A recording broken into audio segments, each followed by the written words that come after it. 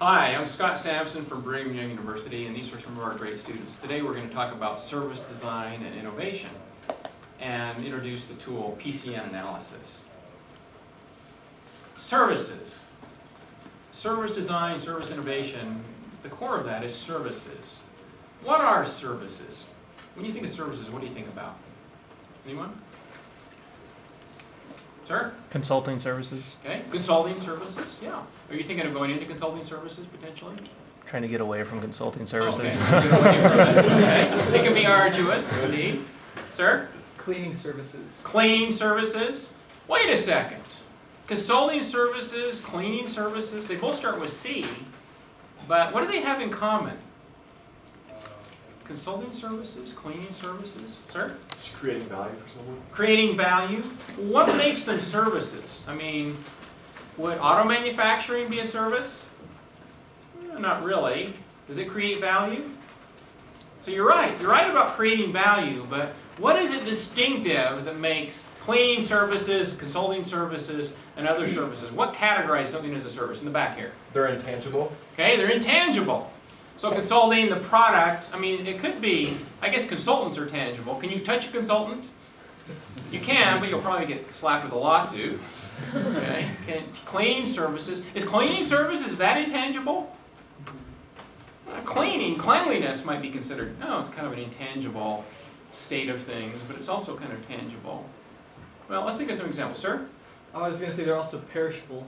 Okay, perishable. Because if you don't have something, or pardon me, they are perishable. It's just that if you don't have someone to do the service for, then you can't. Okay. So if you don't have somebody that you can do it for, you can't really produce. Kind of idea. Wow, that's insightful. Let's look at, I'm going to kind of summarize these comments in a couple of perspectives here. Two perspectives on service. The first perspective, as was mentioned, is an intangible product. This is very common. I've actually done research in this area and found out that, at least in academic areas, the intangible product perspective on service is really dominant. It's this idea that a service is an intangible product versus a good, which is a tangible product. So we think about something like consulting might be intangible. Maybe cleaning services, tangible, intangible. Let's look at something like surgery. Is surgery tangible or intangible? Now, first, is it a service? Yeah, we kind of think of it as a service. Is it tangible? Can you touch or feel surgery? Well, I guess you have anesthesia, so maybe you can't touch or feel anything. But is it physical? It's actually quite physical, isn't it? You know, there's a lot of tangible parts of this, the equipment they're using and so forth. Let's compare that to something like auto manufacturing. Is auto manufacturing, we usually think of that as being kind of like the opposite of a service. Is auto manufacturing tangible? Oh, absolutely. You know, tangible equipment, tangible parts, and so forth. But also in auto manufacturing, we have intangible components. Things such as reliability, things such as economy, fuel efficiency, and so forth.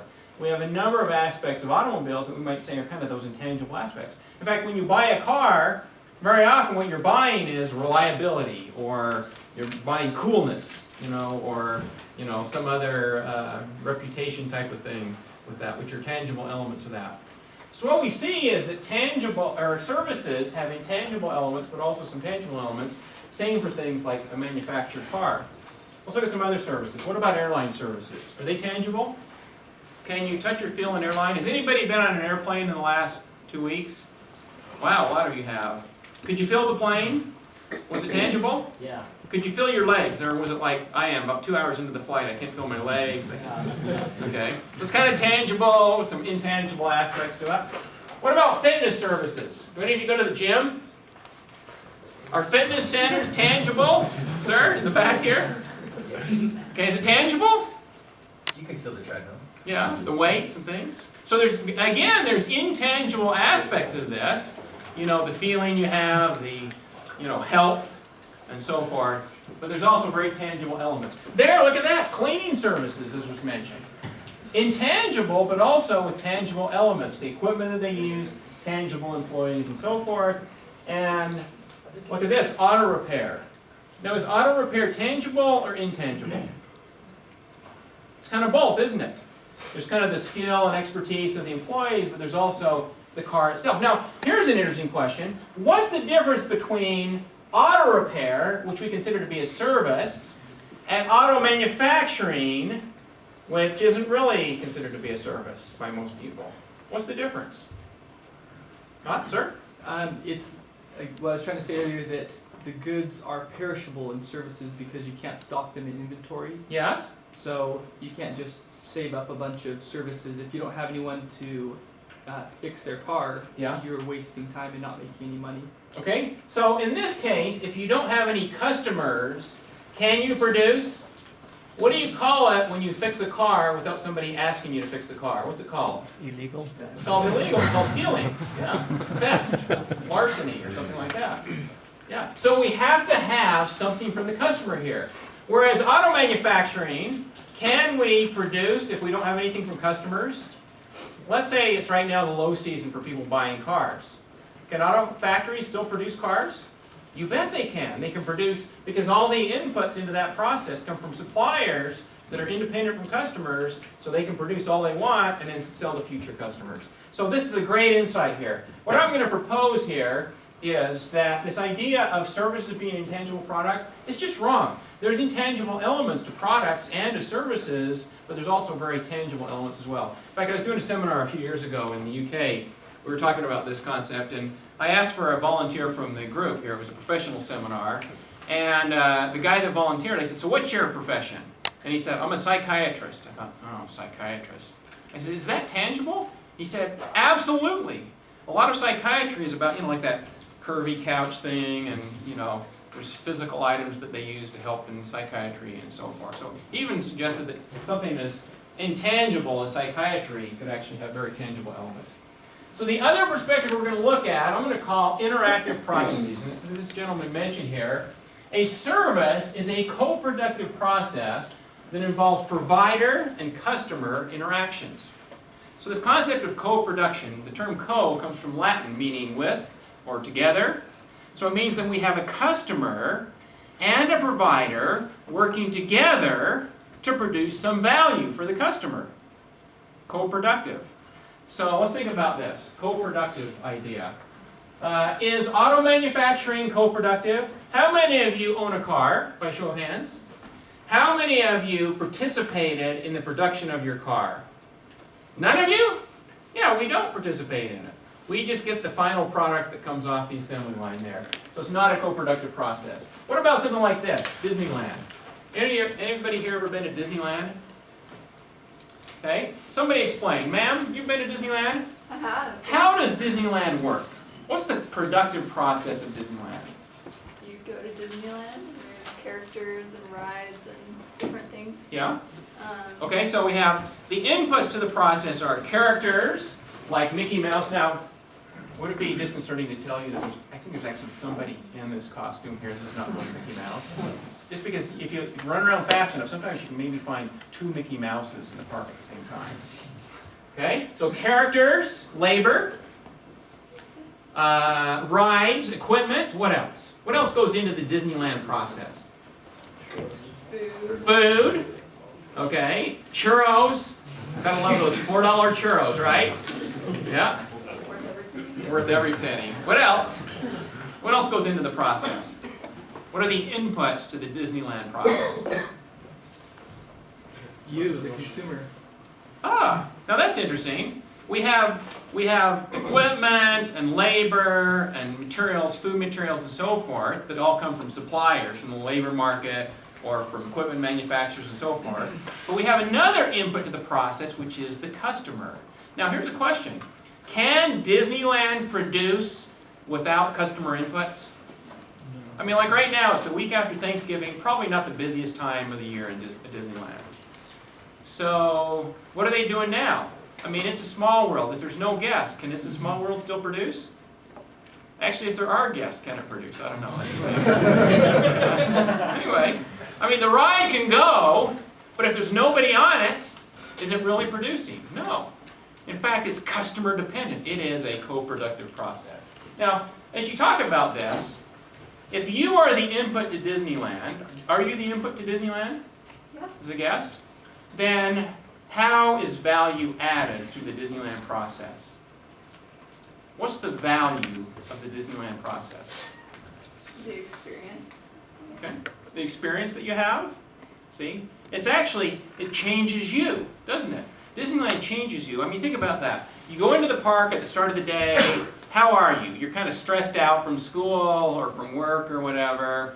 You know, you're kind of exhausted from, you know, the flight that you took to get down to Anaheim and stuff. So you go in at the start of the day, and you're kind of weighed down by the heaviness of your wallet, right? It's like, oh, my wallet's so heavy right now. And when you leave at the end of the day, how are you different? You're lighter, aren't you? It's like, hey, my wallet doesn't weigh anything now. Yeah? How else are you different? Less stressed. Less stress? Yeah, it depends on how much the crowds are that day. But you're maybe happier, you know? It changes you, brings you, you know, the experience, these memories and so forth. See, that's what the product is. The product of Disneyland isn't widgets, so to speak. What it really is guests. It's changing guests from one state to another state, which is a value-adding process. Okay, another example, we talked about airlines a little bit. You know, how many of you have flown on an airplane? A lot of you have, you said, in the last few weeks. Can airplanes produce without customers? You know, like right now, again, it's a slow time of the year for airlines. They can fly the airplanes, but that's not really producing because they're missing the key element of production, which is the customer. Or financial services, they need customer information and so forth in order to deliver those services. So this is what we're going to consider a service to be. A service is an interactive or a co-productive process that involves provider and customer interactions. Does that make sense? Any questions about that? Okay.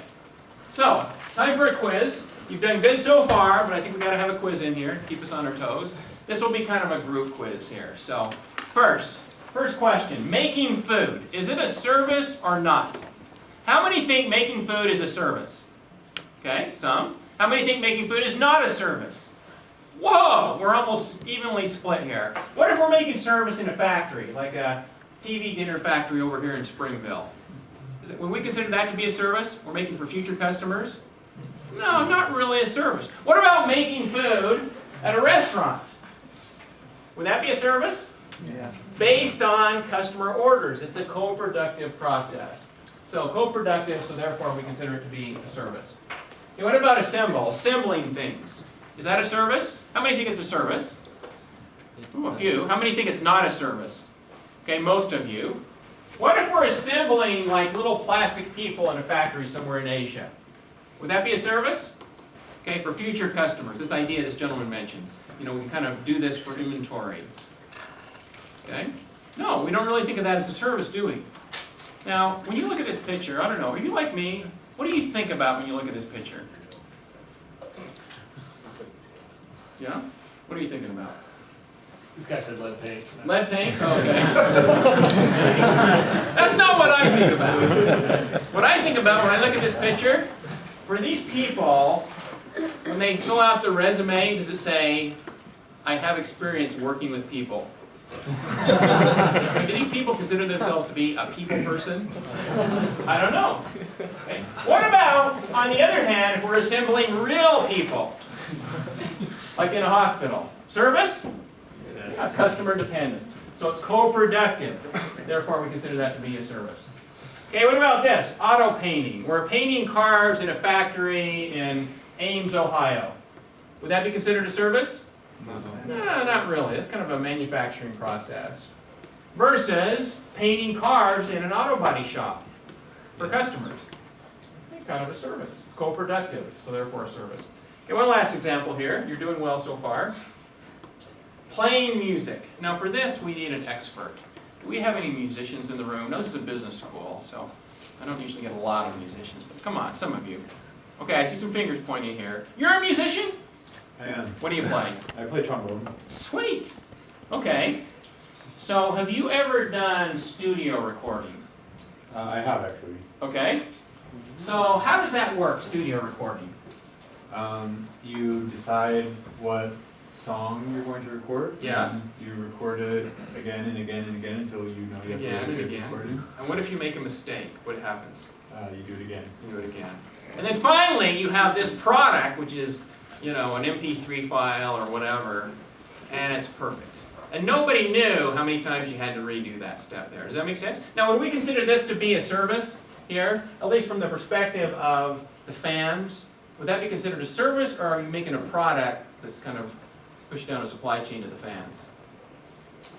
It would be a product. Yeah, kind of more of a product. Now, granted, the musicians might be renting space in the studio, which could be like a service that they're providing. But from the perspective of the musicians to the fans, that's kind of, we're making a musical product. In fact, it's kind of an intangible product, isn't it? Now let's compare that to live performance. Have you ever done live performances? I have. And how is that different from doing studio recording? You have one shot to get it right. Yeah, and if you make a mistake, what do? You keep going. You say, okay, hold on, let's back that up here. Now, actually, I can do that because I'm recording this today, and I can edit this later, but I don't want to have to edit it. So we try to keep that flow there. It's a completely different dynamic, isn't it? And then plus your interactions with the audience that you have. You kind of feed off the audience. This, I don't know. Play it again. Do you do jazz by chance? I did in high school. Okay, jazz is really like that, where it's like the audience, they go crazy here, and then people get up and do all that improv stuff and things like that. So we consider this really to be co-productive, where we're interacting with an audience in some way, and we consider that to be a service. Does this make sense? Okay, so a service, as we're going to understand and discuss it today, is a co-productive process. Now, what I'm going to do in this next little piece is introduce this idea of PCN analysis, which is a way that we can study and analyze and improve co-productive processes. And the example that I'm going to use, and you'll have to forgive me, I realize it's just after lunchtime here. I hope everybody's had some lunch, because we're going to talk about pizza. In fact, this is actually not just pizza, this is brick oven pizza. Have any of you had brick oven pizza? All right, so we have a lot of experts on that here today. So, I'm going to talk about the process, the co-productive process that surrounds pizza. Where does pizza come from? So we had a lot of people here that have eaten at the brick oven.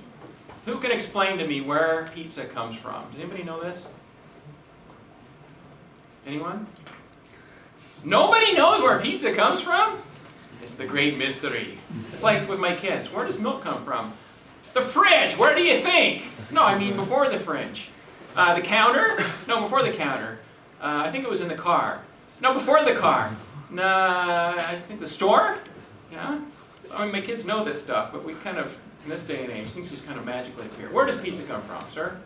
Well, I guess it depends on how far you want to go back. Don't go too far just yet. So, Okay, the chef's in the back of the restaurant. okay, the back of the restaurant, you have some chefs back there cooking pizza, right? And they probably are cooking it based on your order for the brick oven. You order your pizza, you tell them what you want, what kind of crust you want, if you want extra cheese or less cheese or whatever. And then, when they cook this, where do they get all of these pepperonis and dough and all that? Where does that all come from? The freezer. Okay, freezer. So they have some kind of stock room and freezer and so forth. And where do all these things come from? Suppliers. They're suppliers. Well spoken. This is a supply chain class. So suppliers like Cisco, and at some point they probably had to negotiate some kind of supply contract with Cisco. Does that make sense?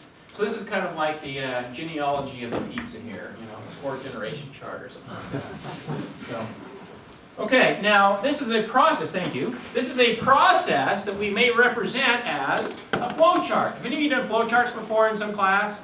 Like your ISIS class or something like that? Yeah. So flow charts, they have these steps and these arrows, so we're taking an order, serving pizzas, receiving supplies, negotiating supply contract, maintaining supplies, and so forth. So a flow chart has the boxes, which are process steps. It's a verb followed by nouns that it's acting on. And these arrows that are saying there's a precedence relationship. We can't negotiate the supply contract until we've identified the ingredients and so forth. We can't cook the pizza until we've preheated the oven and so forth. So that's a flow chart. You're familiar with flow charts. Now I'm going to introduce something new now that we're going to do with this flow chart. This new thing I'm calling a process entity. A process entity is a decision-making unit. It could be an individual, a department, an employee, a customer, a manager, and so forth, that has the ability to make decisions about the execution of a production process. This is called the process domain. An entity's process domain includes all the processes that are directly performed, directed, and controlled by that entity. I'm an entity. As a professor, I make decisions about when I push the little button here to advance to the next slide. I make decisions about calling on students that have questions and so forth. You're an entity. You make decisions about taking notes, paying attention, asking questions, and so forth. So we're process entities, and we're in a system here that hopefully is providing some value to the entities participating in the system. So let's look at an example of the pizza restaurant. So this is the pizza restaurant's process domain. It looks kind of like a building, but it's not. There's meaning to the structure that I'll explain in just a minute. What I'm going to do is I'm going to superimpose that flow chart on this diagram of the process entity, and what we see is these vertical lines are separating the process into different regions. Let me tell you about those regions. At the extremes, we have these regions of direct interaction. That means we're interacting person to person with some other entity, such as, in this case, negotiating a supply contract. We're interacting directly, person to person, with a supplier. Or taking an order from a customer, interacting with the customer, serving the pizza to the customer. Direct interaction or person-to-person interaction. A little closer in, we have the steps of surrogate interaction. Surrogate interaction means we're not interacting person to person, but we're interacting person to resource, which might be, for example, person to technology. Ordering supplies online. We're not interacting with the supplier, we're interacting with their website. Or cooking the pizza. So we're not actually cooking the customer themselves, we're cooking the customer's order. And there's a fundamental difference between cooking customers and cooking their orders. So you need to understand that if you're going to be an effective restaurant owner. Finally, we have in the middle the region of independent processing. That's the steps that we perform acting on our own resources that are under our own control. Does that make sense? So we have these three regions: direct interaction, surrogate interaction, and independent processing. Which leads to this idea of the sloped roof, so to speak, there. This roof actually has meaning. What do you think this roof would mean? It's higher in the middle and lower near the edges. Any thoughts? What the roof might mean? What that shape might mean? What do we have more of in the middle than we have out at the ends? Sir? Control. Yeah. Excellent. Process control. In the regions of independent processing, we have maximum process control. We can control the process, when we do it, how we do it, and so forth. Kind of like the auto manufacturing example. But if we move into regions of surrogate and direct interaction, we have to cede some of that control to our suppliers, to our customers, and so forth. We have to give up some of that control so that we can co-produce. Does that make sense? So a lot of what we do in service operations is managing this interaction and managing the shared control that we have between different entities. So let me summarize this. We have direct interaction, person-to-person interaction, surrogate interaction, person to resource, such as person to technology. So here we were doing banking with a teller, person-to-person interaction. Here we're interacting with the technology. And finally, independent processing, where we're acting on our own resources. In this case, this bank is installing their own automatic teller machine. They're doing that independently from customers. Why do we call this a process chain network, or a PCN? The N stands for network. It's the idea that when we have these interactions, they usually exist in a system of interactions across different entities. So we might think of it like this. Here's a bunch of entities. Each entity has a process domain. And then we have processes that tie them together. So you think about the interactions that I have with the restaurant.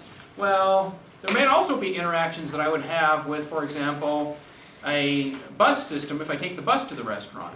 I might also have interactions with a parking facility if I have to park my car. So there might be potentially a number of interactions involved in the delivery of that restaurant service. And if one of those fails, potentially the overall system might fail to deliver the value that it was intended to. Let's go back to our pizza example. So here's the pizza restaurant. This is their process domain, their various steps. What do you think exists over here? Farmer. Farmer? Well, actually, I think the farmer is probably even farther. What about right close here? Not all the way to the farmer, but what would be in this part of the process? Maybe the supplier. See, look at this. The supplier has a process domain that interacts with the restaurant's process domain. Yeah. What about over here? What do you think would be over here? Yeah, the customer's process domain. So lo and behold, look at that. The customer's over here. you know, doing different types of things, eating the pizza in their domain and so forth. Now, it'd actually be quite interesting if we could look into the customer's domain to see what's really going on there. So what I'm going to do, don't try this at home, but I have a special magic screen here. So I'm going to take this process domain, slide it over, like that. Wow, look at that. Doesn't work with every screen, just these magic screens. Lo and behold, what we see is this customer exists independent from the restaurant. Has anybody here worked at a restaurant? Yeah. Where do customers come from? Hell, no, Hell? The customer from hell. cars, home. The door, yeah. But you know what? Very often, we might treat them as though they just really don't exist outside of the restaurant. They show up and we want to meet their needs, and when they walk out the door, do we care about them after they walk out the door? Well, if they haven't paid, we care. Yeah, come back here. You gotta pay first. But what if they pay? Do we care after they walked out of the door? Yeah, we might not care about it. Should we care about it? Should we care about what goes on in the customer's process domain? Yeah, I see some heads nodding. For example, look at this step right here. Paycheck, return home, eat leftovers. Is this important to the restaurant? No, we don't care. They're eating it in their own domain, you know, they can do whatever they want with that. But what if the process fails there? Does that perhaps reflect unfavorably on our restaurant? Let me give you an example of that. In fact, I brought an object lesson here to show you, which is this. What is that? Plastic fork. It looks like a plastic fork. It's actually a weapon, believe it or not. One time I was sitting at my desk eating a to-go salad with one of these forks, and about halfway through eating the salad, I looked down, and there were only 3 of these little tongue things here on it. And I thought the salad was crunchier than it should have been. And I dug through the salad, and I couldn't find it anywhere. And I think I must have eaten it there. Not a good day with that salad. In fact, actually another story, this is a true story about eating this. One day, I was actually coming back from a temple visit, and I had an EMBA class that was like 30 minutes from then. So it was like 5:30 in the evening. My EMBA class started at 6 o'clock. I thought, oh man, I haven't had any dinner. I got to get some dinner. Oh, I also forgot to reply to those students' emails.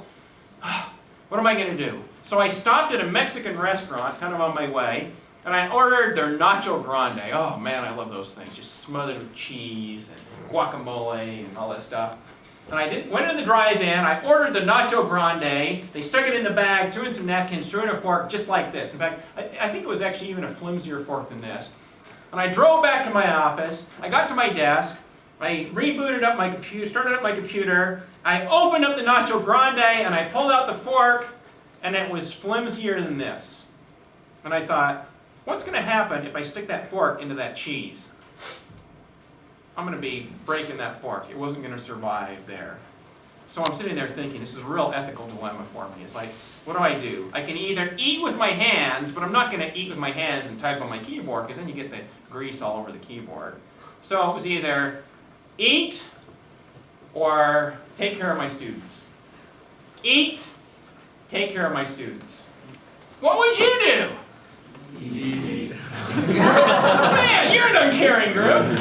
All right, well, I felt pangs of guilt, so I did both. I ate with one hand, and I typed with the other hand.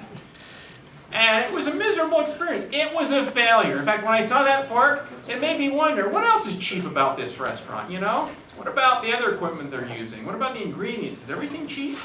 Now, admittedly, they were probably trying to cut costs by getting the cheapest forks they could find. But it reflected poorly on me as a customer. It detracted from the value of that. And frankly, I didn't go back to that restaurant for a long time because of that experience. Isn't that interesting? So, this is an interesting principle here. What we see is we have interactions with customers that we think are creating value. But usually, the value is created in the customer's process domain. What that means is if we don't understand what's going on in the customer's process domain, we could potentially be mass-producing dissatisfaction.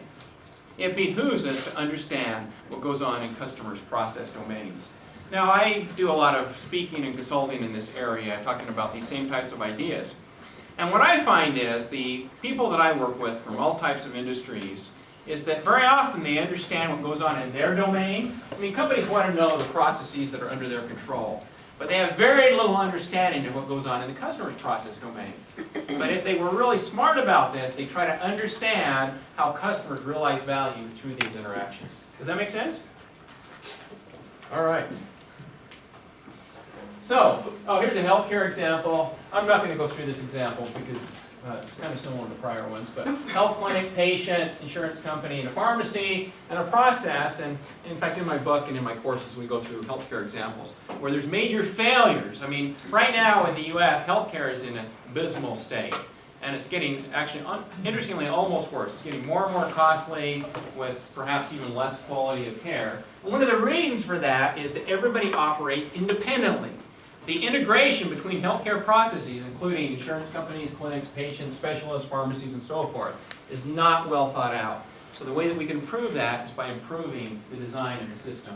So PCN diagrams can span any number of entities. This has 4 entities in it. Potentially there could be even more than that. Strategic process positioning. This next little segment, what I'm going to talk about is how we can use this idea of PCN analysis to change the nature of the value proposition that we're giving to customers, but also change the operating characteristics. And I'm going to use again, a food example here. This example is a sandwich. So here we have a sandwich supplier. They have expertise in making sandwiches and, and food. And we have a sandwich customer over here. So we have this step which is assemble sandwich. So the question I have for you is, where in the process domain should we put this step? Should we put it here? Should we put it here? Should we put it here? Where should we put that step? Any thoughts? Okay, where? Over here or over here? On the left side. Over here? This one? What would that mean? What would it mean to assemble the sandwich independently? Yeah, no, it could work. What would this be? Can we assemble a sandwich independent from a customer, sir? Yeah, where they do it in the back. You order it and then the chefs do it in the back. Would that be here or would that be here? If you order it. Oh, yeah, right. Yeah, what would it be, sir? I buy sandwiches out of the vending machine on occasion, and I didn't order them. They just Look at that. Yeah. Maybe a vending machine, assembling a prepackaged, you buy it at a grocery store or a vending machine or something like that. Okay? Now, we've already talked about this one. This could be making it in a kitchen, but it's surrogate interaction because it's based on the customer order. Could we assemble it here with direct interaction? What would that be? Yeah, kind of like Subway. Okay? We're assembling it as the customer selects the items. What about over here? What would that be? Surrogate interaction. This means the customer is actually performing the step, acting on provider resources. So when you think of a situation where you would assemble a sandwich based on somebody else's resources, sir? I was going to say at some of the sub sandwich shops, like they do the base, but then they give it to you to finish off with all the toppings. Quiznos does that, Yeah. don't they? Yeah. You put your own pickles and relish or whatever else you want. Sir, did you have an example? Yeah, I was gonna say any buffet style, food place. So if there's sandwich that's buffet where they give you the first part and then you put on the ingredients yourself. Excellent. Okay. Assemble it like a buffet restaurant. Okay. What about over here? What would this be? Making a sandwich at your house. Yeah. You just assemble it yourself at home using your own ingredients. Look at that. There's 5 different alternatives. Which is best? This. Which is best? It depends, okay? We're business students, so let me, I'm going to skip over. I had an analyze investment example here. Similar kind of idea. If you look at something like financial services, you can do it independently, interactively, and so forth. This is actually an example that I have in my book. I'm going to skip this assignment here for the sake of time. But let me just take you through these. Okay, analyze investments. You can do it independently, such as in a newsletter. You can do it centrally, analyzing an investor portfolio. Interactively, like a Merrill Lynch agent meeting with the client. The customer could do it online using tools, or they can do it independently. Okay, now let's compare these. Let me go to the back to the sandwich example. Sorry. So the positioning in the provider's domain, that provides the greater economies of scale. So the provider, for example, can have specialized equipment that might be very costly, but they can spread that over a lot of different units of production. Or in this idea of expertise. If there's expertise in making sandwiches, the provider can afford to hone and develop that expertise, hire people that have experience in food making equipment and things like that, and they can leverage that over a lot of different customers. What do you think we get over here? So we get the most economies of scale and expertise over here. What do you think we get over here? What advantages do we have to having steps over in the customer's process domain? Sir? Customization and satisfaction. Oh yeah, customization. You get exactly how you want. If you're assembling your sandwich at home, you can assemble it with anything, including things that might be, dangerous to eat or against health codes or things like that. In the middle, we have the region of lowest provider efficiency. However, in the middle, we also have an advantage of some balance between the scale and expertise of the provider and the customization that the customer requires. So I call this center step, I call this skillful customization, meaning that we have the skills of the provider coupled with the customization needs of the customer. So when would we want one or the other? If the process requires specialized skills, we might want to move that step more towards the provider. If the process requires customized attention, we might want to move it more towards the customer. And finally, in the middle, if it requires both, we might need to make some sacrifice of efficiency and have the process step somewhere in the middle. So look at that. 5 different steps. They all have the same ultimate objective, which is to make a sandwich, but they accomplish it through different process positioning, meaning it provides a different value proposition, depending upon what the customers may be looking for. So a few principles to summarize here. Process positioning has strategic implications. Okay? It changes the fundamental value offering of a provider. It defines your value proposition, and we can change and improve the value proposition by repositioning process steps. Any questions about that? All right, the last segment, I want to talk about how we can use this for innovation. Innovation is a big thing these days. Companies are trying to innovate. What's some examples of companies that are innovating today? Name some companies that you think are very innovative. Okay, Google is. Their search products and Drive and so forth. What other innovations can you think of? McDonald's. McDonald's, how are they innovating? They're always coming out with smoothies or coffee or some other baconator sandwich. Yeah. Sure, Baconator. Yeah, one time they actually came out with the healthy McDonald's food. What was that one called? What's that? Subway? Subway? Yeah. No, it was like the McLean or something like that. Yeah, it lasted about 2 weeks before it's like, why would you go to McDonald's for a McLean? It doesn't make any sense. Sir?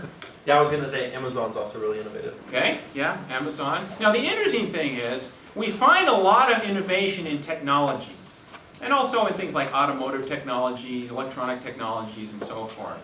But we find less innovation in processes, because frankly, the means for process innovation are less refined, less systematic than product innovations. So what I'm going to do is talk about a way that we can be more systematic in innovating in processes, and in particular in interactive processes. Again, we're going to use our pizza example to unlock some innovations. So I'm going to take you through 4 steps. These steps are document, select, enumerate, and identify. And if you want to remember these, have you had discussions of Six Sigma in this class? We talked about DMIAC. What is that? How do you say that? DMIAC? Okay, well this is different from that. This one is DCI. Okay, so if you can't remember them, just remember DCI. Document, select, enumerate, and identify. Document means that we document the base process. We've already done that. So for the case of the pizza restaurant and the customer, so here's part of their process domain. There's more of it over there. We're only seeing a slice of it here. So the customer develops their appetite, they come in, wait to be seated, review the menu, create their order. The provider's over here, preparing things, components, and so forth. And then they'll assemble the pizza and cook it based on your order. You serve the pizza, you eat the pizza, they prepare the bill, you pay the bill, return home, eat your leftovers, and develop the appetite. So that's the base process. So the first step that we do in this unlocking innovation is get an idea of kind of where we're starting from. Second step is to select some steps to focus on for innovation. Frankly, there could be innovations all throughout this process. In my course, and in my book as well, we go through this method of identifying potential fail points in the process, identifying customer pain points, identifying cost points, and so forth. I mean, we might say, is there a way we can innovate the way we serve the pizza? Could we innovate the way customers wait to be seated? Could we innovate in the way that we prepare the check and so forth? For this discussion today, we're going to focus on 2 steps. We're going to focus on assembling the pizza and cooking the pizza. This is kind of arbitrary. We could actually, frankly, pick any of the steps to focus on for innovation. The third part of this is to enumerate and interpret process options, which basically means we're going to look at the different ways that we configure this process and see if we can come up with some opportunities that would give us a superior value proposition and better operating characteristics. So let's separate these 2 steps. I'm going to make everything else go away temporarily. And let's think about this a little bit. So this is assembling pizza, surrogate interaction on the provider's process domain, and cooking pizza, also a surrogate interaction. What do we call it when we assemble pizza based on customer resources? What's that called? Anybody know? Well, what I would call it is make to order. Okay? So make to order pizza. What if we take that step and move it over here? What would we call that? DiGiorno. Yeah, that's an example. DiGiorno might be there. What else? What would we call this? Would that be Pre-made. make to stock? Yeah, we make it to stock. We talked about this earlier. Make it to inventory for future customers. What about if we moved it over here? What would this be called? Papa Murphy's? No? Kind of make together? Yeah? You know, the turtles, happy together? Me and you and me? Okay, you're not in the 60s. What about over here? What would this be? Where the customer's doing it using resources from the provider. Okay? Pizza kit. Actually, that's not even take and bake either here. This is really making it yourself, isn't it? Kind of self-service. What about over here? What would this be? Yeah, it's just make it at home, right? Look at that. There's at least five different opportunities for a simple pizza. 5 different process configurations. Let's look at cooking pizza. We can cook it to order, or what would this be? Cook to stock, yes. What would this be? Now, I used to think that was weird. I thought, cook together, what does that mean? But last week, I was teaching students in Germany, and when I mentioned this, a student said, oh, you mean like a class? I mean, think about that. What if you went into a brick oven, and you order your pizza, and they say, hey, come back to the kitchen and work with the chef. For a fee, you can come back here and, we'll teach you how to cook pizzas, or something like that. That's cooking together. This gentleman back here shaking his head. Bad idea. Don't let the customer in the kitchen. You know what, though? We're going to see some opportunities where we will let the customers actually effectively in the kitchen. What about this? Okay, cook it yourself, self-service, or, of course, cooking at home. So we have 5 different positioning opportunities for simple pizza, 5 for cooking pizza. How many combinations of the process configuration could we come up with, do you think? Any mathematicians in the room? 25. Where did you get 25 from? 5 times 5. 5 times 5. So 5 here and 5 here. Well, let's see. Let's move through some of these. Okay, number 1. What's this? Assemble it, surrogate, cook it, surrogate. We already talked about that. That's like the brick oven. It's a make-to-order pizza where they cook it based on customer specifications. Okay, number 2. What's this? We assemble it to stock and cook it to stock. What would that be? Little Caesars. Hot and ready. Look at that. Little Caesars hot and ready. They cook it before you even get there. Now think about the economics of this. With the brick oven pizza, how much would you pay for a large pizza? Yeah, maybe $12 for that. For the pre-cooked pizza, it's only $5. How come it's less expensive? Get rid of the waiter. What's that? Get rid of the waiter. Yeah, we've eliminated some of the inefficiency of the process. Think of the economies of scale. I mean, they can cook these things as fast as they want and just sell them, keep them in inventory and sell them as customers arrive. They call it hot and ready. Maybe they keep it under heat lamps or something like that. What about, actually another example is buffets. You know, very often for the buffets, they'll assemble it and cook it before you even get there. You pretty much have to pick from what they have. Or another example, have any of you had Costco pizza? Anybody here had Costco pizza? Whoa, a lot of you have. Has anybody here not had Costco pizza? Okay? So for those that haven't had Costco pizza, I realize some people didn't vote for either. They're kind of ashamed of it. You know, it's really nothing to be ashamed of because Costco's always there for you. But Costco pizza, how much do you pay for this big monster piece of pizza? $1.50. Like $1.50, maybe $2 at most. And it's a big piece of pizza, right? And can you specify how you want it cooked? No, you can't. They cook it before you get there. If you have special orders, stuff like that, don't go buy the deli pizza from Costco. It's really great pizza too. In fact, for those of you that haven't had the Costco pizza and feeling a little bit embarrassed because of that, you got to run down this week to Costco because I understand they have a sale going on. And if you buy one of their large pieces of cheesy pepperoni pizza, you get a coupon that's good for half off on some cholesterol medicine. Sweet deal. Okay, I'm just joking. That's not really true, but don't go down there and ask for it. But it's great pizza anyway. I love it. Okay, what about this? Assembling pizza to stock and cooking it to order. What would that be? Is that Papa Murphy's? No. Do they assemble it before you order it? No, it's not. What would this be? Okay, let me tell you the example I thought of, although it's not exactly the example. But in the airports, they have these places called Sbarro. Am I saying that right? Sbarro? And what you do is you come in and pick the pizza from stuff they've already assembled and kind of had there, and then they stick it in the oven for you. Although it seems like it's kind of partially cooked already, but they finish cooking it for you there, like that. Does that make sense? Any of you seen Sbarro? Or actually, I have another example here I can show you. It's called Pizza de Firenze. If you want, do you want to see that example? Yeah. All right. Let's see if I have that here. Where is it? Oh, there we go. So this is actually an experience that I had in, oops. Yeah, hold on just a second. I'll bring the right one up here. This is an experience I had in Italy a couple of years ago. So does anybody here speak Italian that could share their expertise or read Italian? Nobody? Well, then I can tell you anything I want about what this means. None at all? All right.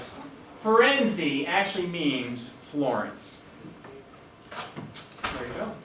Pizza from Florence. Self-service. So I was in Florence a couple of years ago, actually at a speaking thing, and I saw this restaurant that said Pizzeria Self-Service. I thought, sweet, I love self-service. I was going to try it out, so I went in the restaurant, and here I was, and I was trying to reach the pizza, self-service, and I couldn't reach it. You know why? There was some mystical force field there called glass case, and I couldn't reach it there. And so I asked myself this question, self-service or, I realize you don't understand Italian, I'll explain for you, servizio del sé. That means self-service. I'm not making this up. Okay? So I had to select the pizza there, just through the glass. I pointed to the pizza I wanted. It was all assembled, but it wasn't cooked yet. And I said, "Quella por favor," or in English, what did I say? Anybody? Cheese, please. Close. This one, please. I think.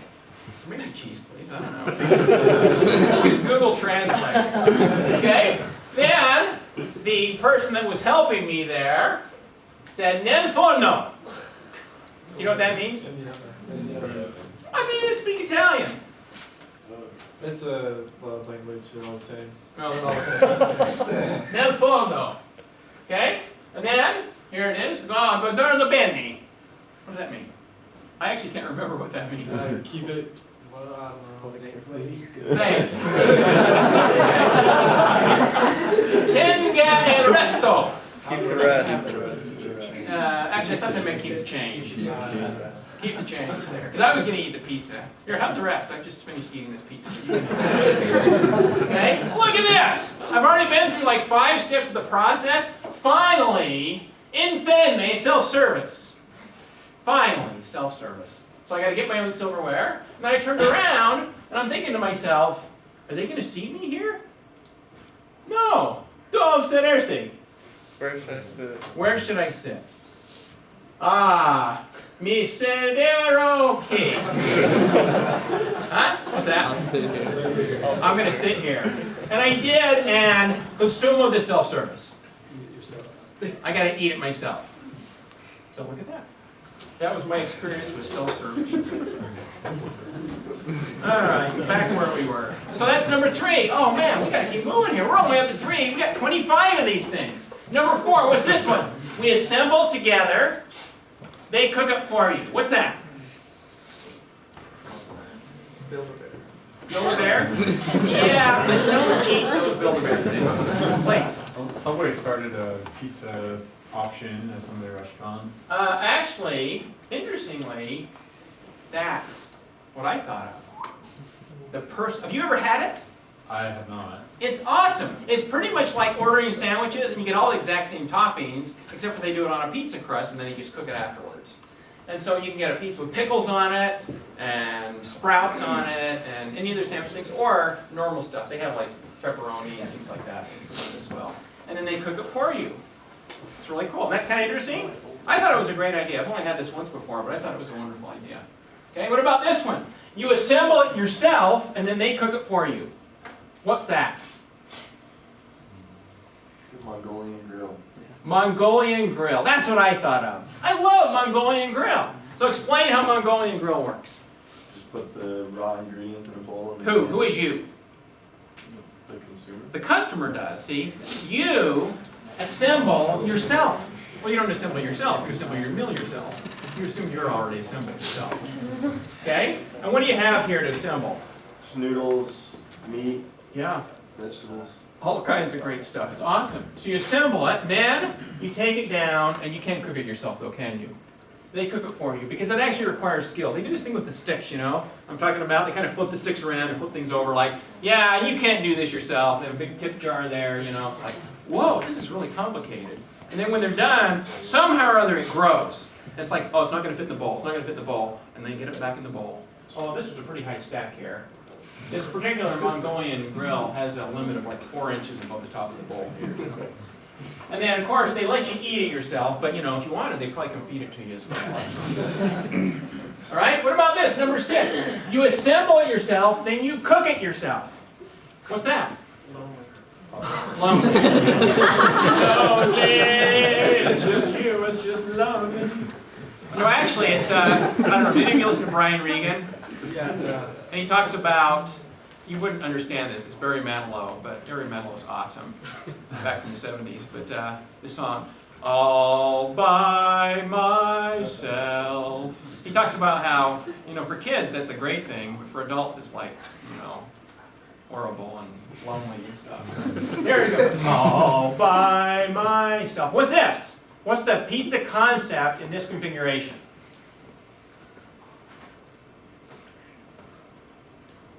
Oh, come on. We gotta have more experience in the culinary world than that.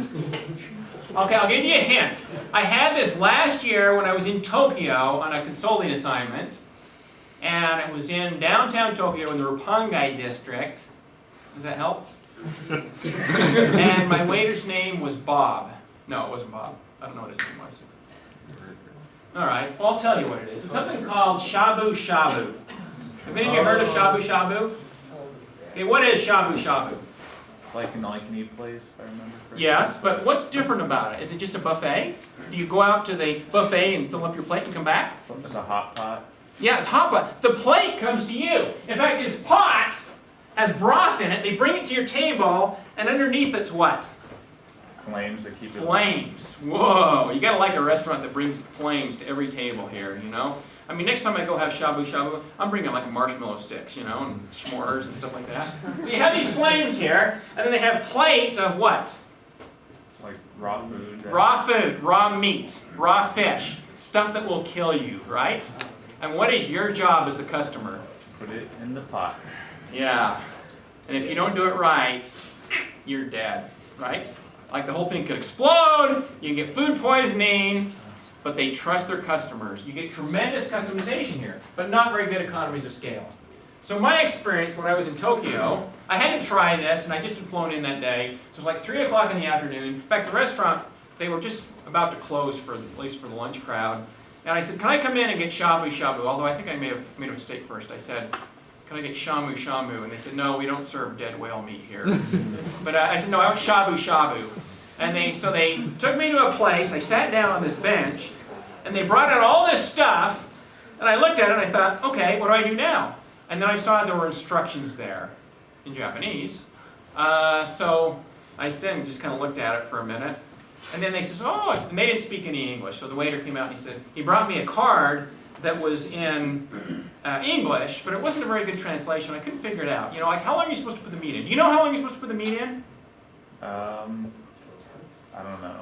I didn't know. I mean, I'm thinking I cook a roast at home. I cook it for like 4 or 5 hours in the slow cooker. So I'm putting the meat in. I'm loading all this stuff. There's all these sauces. I don't know what I'm supposed to do with these things. You're supposed to put them in before or afterwards or whatever. Finally, this big Japanese waiter guy, he comes up and he just couldn't stand it anymore. He's just gnawing at him. I was doing such a pathetic job. And he came over and gave me this hip bump, like that, bumped me out of the way, and he just took over. He's like flying stuff around and putting it in and all this kind of stuff. He basically took these steps and pulled them over into his process domain and reconfigured the process just for me. And then he even fed me. Afterwards, he's like, okay, open mouth there. You know, I started sticking things in my mouth there. It's like, he didn't trust me at all.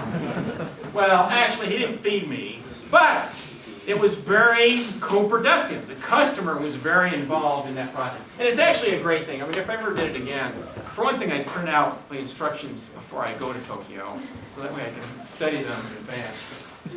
So what about this one? What's this? Assemble the pizza to stock, and then cook it at home.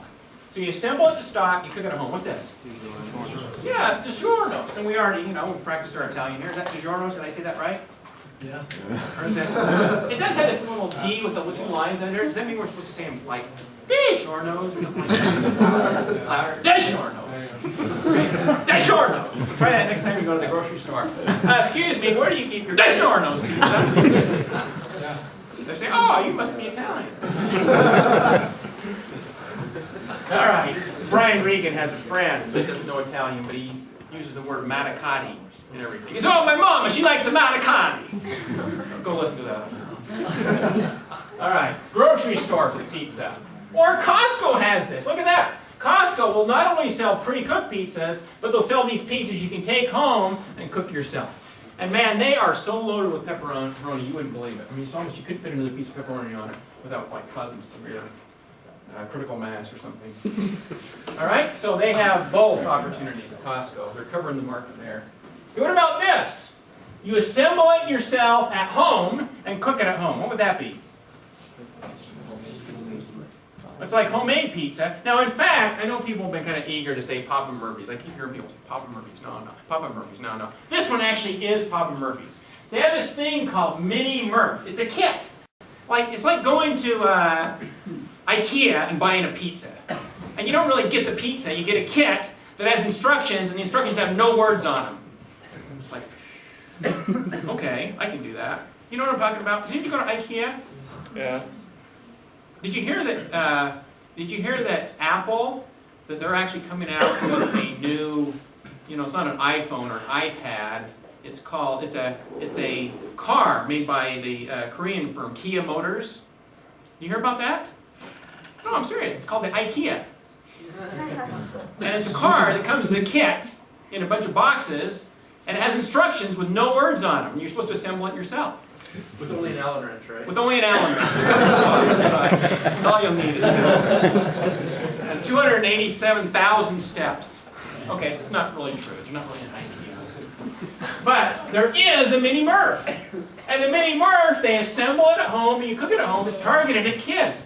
It's a little kit there that kids can make their own pizza.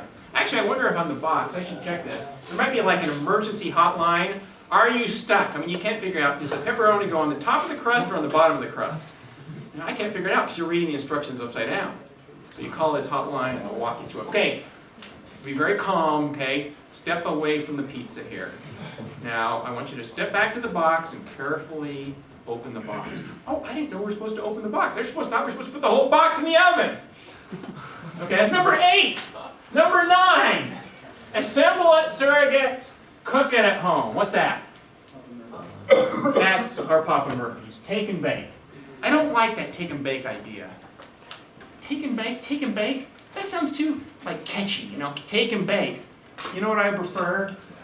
Papa Murphy's, assembled in the provider's surrogate processing region. Cooked in the customer's independent processing region. That makes more sense to me.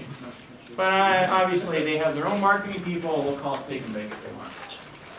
We only went through 9, there was at least another 16 we could have gone through in terms of process configurations.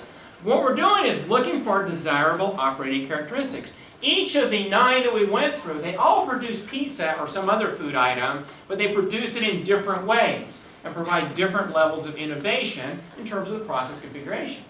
So the last step, so we've enumerated some options. The last step is identify process configurations with desirable operating characteristics. So what we're going to do is look at some combinations of these configurations and see if we can come up with one that achieves some type of superior value. Now the example I'm going to show you for this involves the pizza, and let me just do a quick review of the operating characteristics. So again, steps that are over on this side, in what way are they superior? What do we get with steps over here? Economies of scale, expertise. What do we get over here? Yeah, better customization potential. So again, the idea is if we need specialized skills, we keep it over here. If we need customized attention, we do it over here. In the middle, if it requires both, we might do it interactively. I call this skillful customization. So that's just a quick review of what I call strategic process positioning. So here's the example. This example I'm going to show you is actually some of my undergraduate students from a couple of years ago.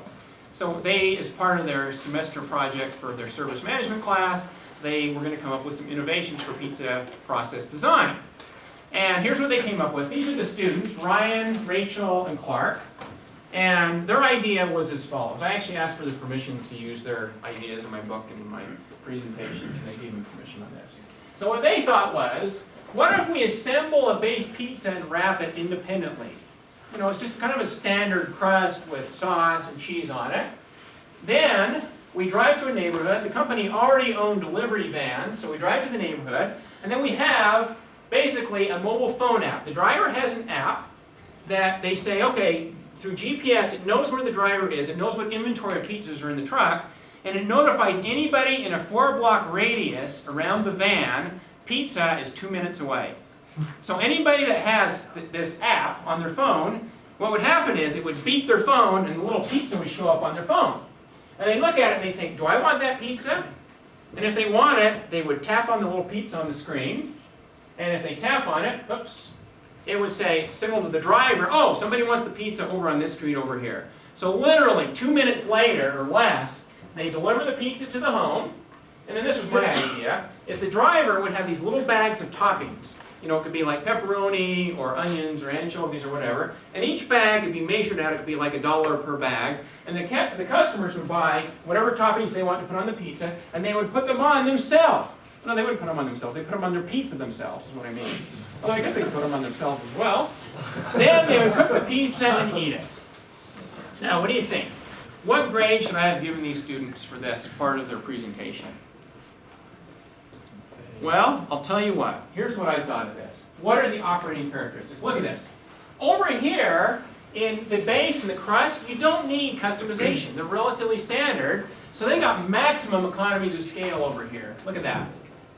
Over here, that's where you need customization, is in when you cook it and how you cook it and the toppings, maximum customization.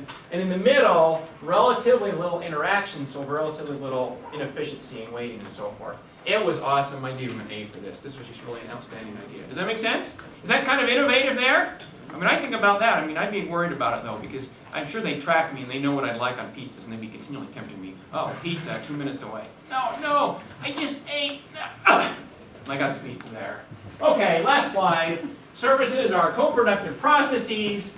We can reposition process steps to achieve desirable operating characteristics, and process reconfiguration can lead to service innovation. If you want to learn more about this, my book is Essentials of Service Design. Here's my website, services.byu.edu.